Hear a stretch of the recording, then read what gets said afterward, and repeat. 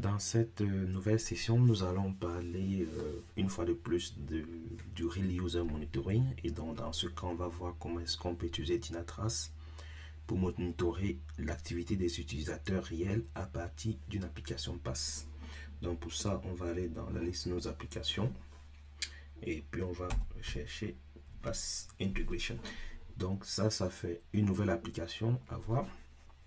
Et dans cette application, donc, Dynatrace va vous accompagner pour l'intégration d'une application PaaS. Aujourd'hui, Dynatrace couvre ces deux types d'applications PaaS, dont les Azure Web Apps ou les Cloud Foundry.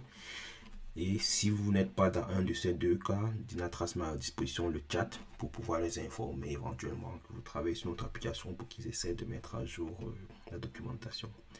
De manière globale, pour cette intégration PaaS, donc, vous aurez besoin de l'ID de votre environnement. Comme vous avez expliqué, vous pouvez avoir plusieurs environnements, donc faites bien attention de bien renseigner le bon ID. Cet ID qui est automatiquement renseigné par Dynatrace, vous pouvez le retrouver ici, c'est bien l'ID de l'environnement. Si vous êtes dans une souscription managée, donc ce sera plutôt à la fin de votre URL, après le /e. Bien évidemment, vous avez besoin d'un PaaS token. Vous vous souvenez, lorsqu'on a fait la session sur la gestion des tokens, il y avait dans les templates, il y avait un template PaaS token. Donc, pour vous faciliter la création d'un token adapté pour ce genre d'offres, vous pouvez utiliser le PaaS token. Après, pour ce qui est de la procédure, c'est vraiment au cas par cas. Donc, il faut essayer de suivre la documentation.